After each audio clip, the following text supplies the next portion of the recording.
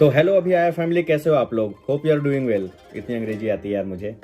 तो आज मैंने सोचा ना आप लोगों को थोड़ा सा जापान में जो पार्ट टाइम लोग करते हैं ना उसके बारे में बता दें कि पार्ट टाइम वाले लोग किस तरीके से सरवाइव करते हैं, कितना कमाते हैं, इनकी पर आवर वेजेज जो होते हैं क्या होते हैं और कैसे ये लोग सरवाइव करते हैं और कितना खर्च होता होगा मिनिमम, मतलब मैक्सिमम मिनिमम कितना खर्च होता है और कितनी फीस वगैरह दे सकते हैं और क्या बच सकता है। मुझसे कई लोगों ने पूछा कि कुछ बचा सकते हैं कि नहीं बचा सकते। तो आज मैं थोड़ा सा इन्फॉर्मेटिव वीडियो आप लोगों को डाल रहा हूँ। तो सबसे पहले स्टार्ट करते हैं कि पार्ट टाइम। तो पार्ट टाइम जो होता है ना, जो स्टूडेंट आते हैं यहाँ पे, तो जो गवर्नमेंट का लॉ है यहाँ का ना जापान का, हर स्टूडेंट को हफ्ते में, वीक में 28 आवर्स 28 घंटे अलाउड होता है पार्ट टाइम जॉब करने के लिए।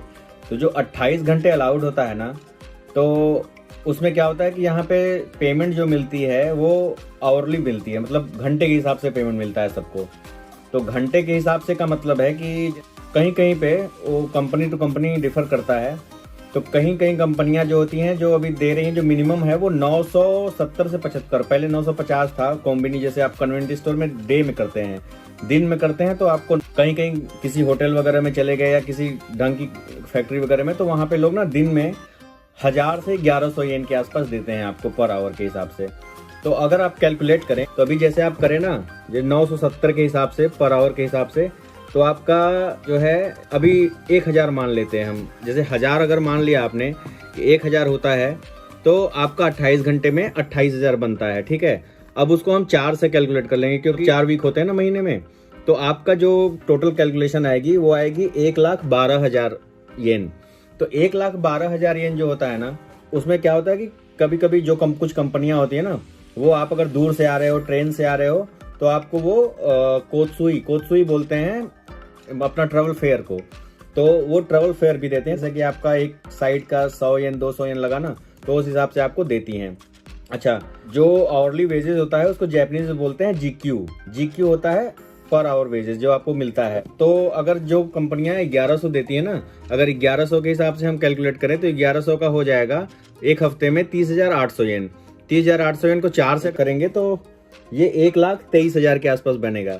तो 1,23,000 आप अगर महीने में पा रहे हैं, ठीक है, तो उसमें आपका खर्चा क्या है? अगर आपने स्कूल की फीस दे रखी है, तो वो आपको स्कूल की फीस नहीं देनी, वो आपकी सेविंग है।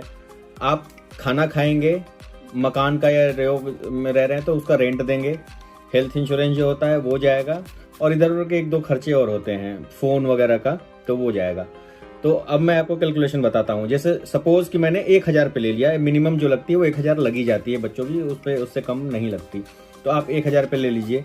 दूसरी चीज मैं एक चीज और बता दूं कि अगर यही आप नाइट में करेंगे तो नाइट में आपका 25% बढ़ के मिलती है। जो 10 बजे से लेकर के रात के 10 बजे से लेकर के सुबह के 5, कुछ कंपनियों में 5 बजे तक होता है, कुछ कंपनियों में 6 बजे तक, तो उसमें ना 25% बढ़ के मिलता है। तो कई दोस्त मेरे भी थे या हम लोग भी थे, पहले जब आए थे शुरू में तो बहुत प्रेशर था, मतलब फीस वगैरह जमा करनी पड़ती थी और मकान का किराया सब कुछ। तो ये सब मिला जुला करके ना हम लोग नाइट में भी करते थे, थोड़ा सा बढ़ के सैलरी मिलती थी, तो तब जा करके मैनेज हो जाता था। तो अभी जो आ रहे हैं ना पढ़ने के लिए, मैं उनको यही बोलना चाहूँगा कि अगर आपसे मैनेज हो सके तो आप 1 साल का पूरा फीस ना पूरा अपनी जमा करके आओ। तो उससे क्या होगा ना, ये जो आपके ऊपर प्रेशर ज़्यादा नहीं पड़ेगा, आप नाइट की अरुबाई तो नहीं करोगे, तो उस पर आप मन लगा के पढ़ सकते हो, तो आपकी जैपनीज़ भी अच्छी होगी एंड आप बिना टेंशन फिकर के ऐश कर सकते हो। तो ये जो है ना, अब मान लो मोटी मोटा हमने पा लिया 1,12,000 प्लस लगा लो इसमें जो आपका ट्रेवल फेयर होता है वो। तो अब 1,12,000 में मैं आपको बताता हूँ, रूम जो जापान में मिलते हैं ना, जो मकान सिंगल ऑक्यूपेंसी का जो रूम होता है एक बंदे के लिए जो होता है ना, वो एरिया टू एरिया डिफर करता है। तो जैसे कि क्या होता है कि अगर आपने लिया 1 BHK किसी थोड़ा सा दूर हट करके स्टेशन से ऐसे, तो वो आपको ना 30,000 से लेके 40,000 के बीच में मिल जाता है, 30 से 40,000 के बीच में। बट अगर आपने कोई पॉश जगह पे लिया या कुछ ऐसे, तो आपको ना कम से कम 50 से 60,000 या 70,000 भी जा सकता है, सिंगल रूम का मैं बता रहा हूँ रेंट।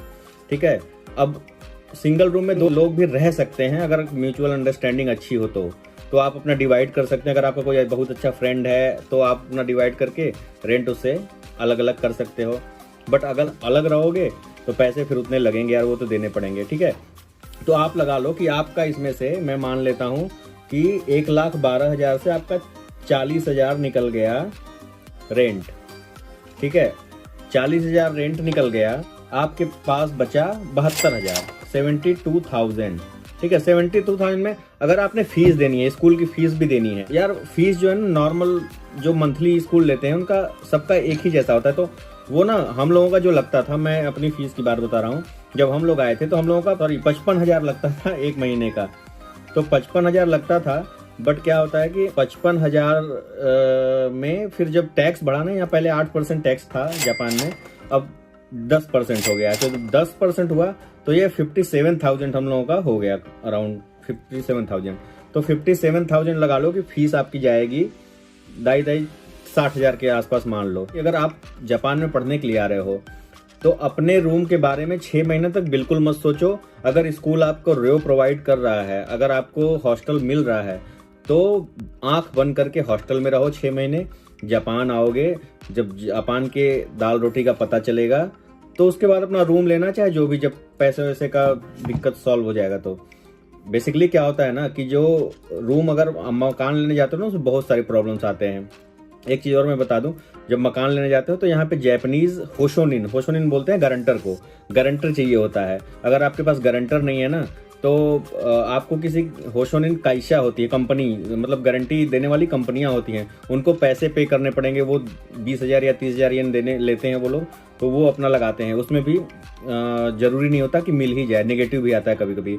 और सेकंड थिंग कि कई जगह होते भी हैं कि जैसे बिना होशोनिन के भी, मतलब बिना गारंटर के भी मिल जाते हैं, बट वो बहुत रेयर होते हैं, बहुत मुश्किल से मिलते हैं। तो और उसमें पैसे ना बहुत ज़्यादा लगते हैं। जैसे अगर आप 30-40 हज़ार का मकान लेने जा रहे हो ना, तो स्टार्टिंग के आपके 1 लाख या 1.5 लाख रुपए के आसपास लग जाते हैं।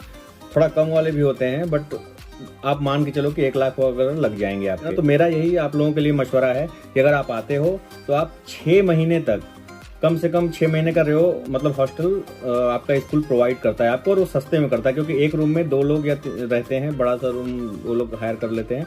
तो उसमें 20,000 या 22,000 एक बंदे का गिरता है, जिसमें कि 20-22 हज़ार में आपका 20 या 23 से 24,000 में आपका बिजली पानी भी होगा और सब कुछ, गैस वगैरह सब कुछ होगा।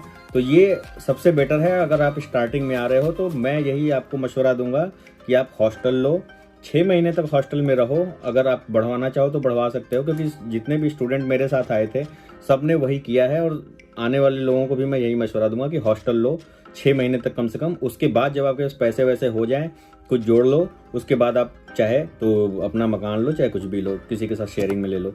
तो ये कैलकुलेशन है। तो आप ना कम से कम खाने पीने का जो खर्चा लगेगा यहाँ पे ना, एक नॉर्मल मैं बताऊं आपको कि चावल लेते हो, आपका कितना चावल चल जाता होगा, क्योंकि मैं तो कभी खाना वाना बनाता नहीं हूँ, मेरे को इतना आइडिया नहीं है।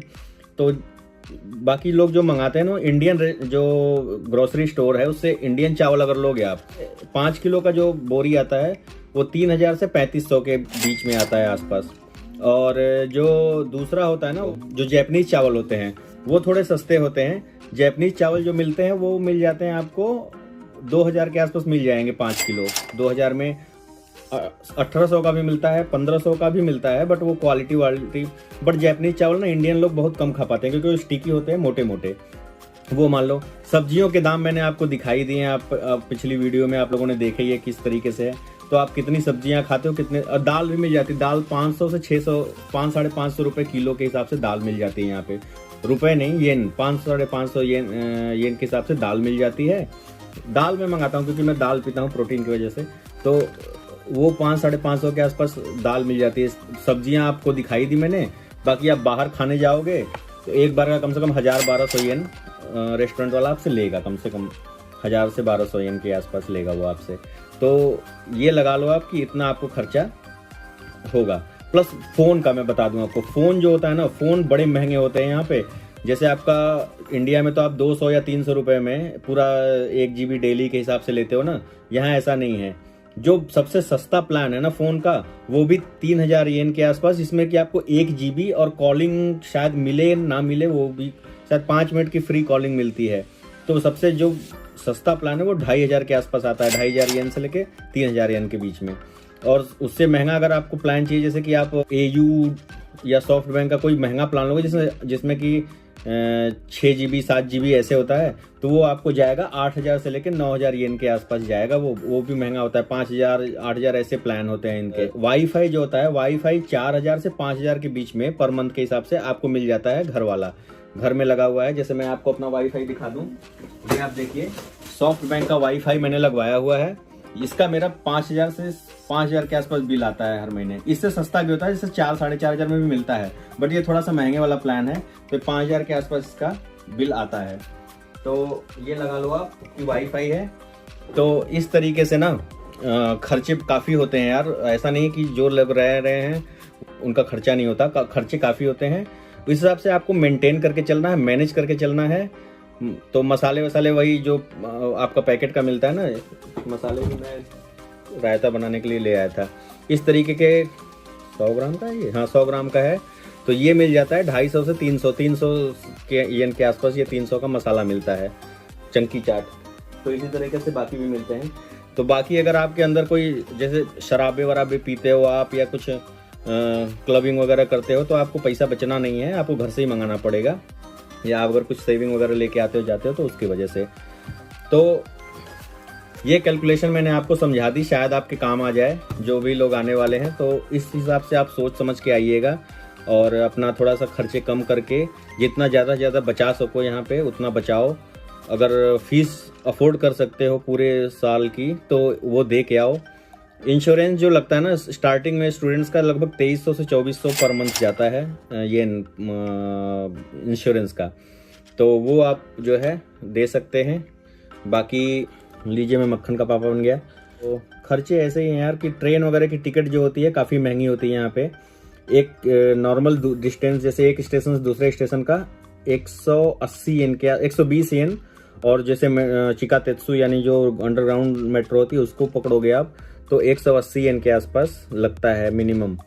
तो आप ये लगा लो कि अगर कहीं घूमने गए। और साइकिल यहाँ पे मिल जाती है, साइकिल वाले साइकिल ले सकते हैं। साइकिल से जिनको साइकिल चलाने का काफ़ी शौक है या जो दूरी तक जा सकते हैं वो साइकिल भी ले सकते हैं, अच्छी साइकिलें मिल जाती हैं यहाँ पे। तो इस तरीके से है। अच्छा, पार्ट टाइम जो होता है ना कंपनियों में, 8 मतलब एक दिन में आप 8 घंटे से ऊपर नहीं कर सकते, और एक वीक में आप 28 घंटे कर सकते हैं। और हाँ, दूसरी बात कि जो एक यहाँ पे ना छुट्टियाँ होती हैं, जैसे गर्मी की छुट्टी हमारे इंडिया में होती है ना, उस तरीके से यहाँ भी छुट्टियाँ होती हैं, वो साल में 2 बार होती हैं। तो उसमें आपको गवर्नमेंट 1 या 2 हफ्ते के लिए, 2 हफ्ते, कभी कभी किसी किसी स्कूल में 3 हफ्ते के लिए 40 घंटे का पार्ट टाइम जॉब करने का, अरुबाई तो बोलते हैं पार्ट टाइम को, तो शायद मेरे मुंह से अरुबाई तो बार बार निकलेगा, तो 40 घंटे उसमें अलाउड करता है। तो जो बच्चे पैसे वैसे बचा लेते हैं ना, घूम टहल लेते हैं इधर उधर, वो उस 40 घंटे में काम कर करके हार्डवर्क बचाते हैं। तो वो साल में 2 बार शायद होता है। तो 40 घंटे आप करोगे तो थोड़ा ज़्यादा पैसा बन जाएगा आपका, कैलकुलेट कर लेना उसी जितना मैंने बताया उस हिसाब से। तो उसमें पैसे बचा लेते हैं बच्चे।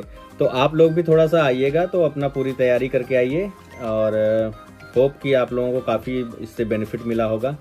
चलिए फिर मैं भी चलता हूँ अब, तो आप लोग एंजॉय कीजिए। मैं भी आया जी, नमस्कार।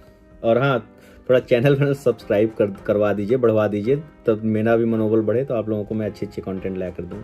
चलो जी, नमस्कार।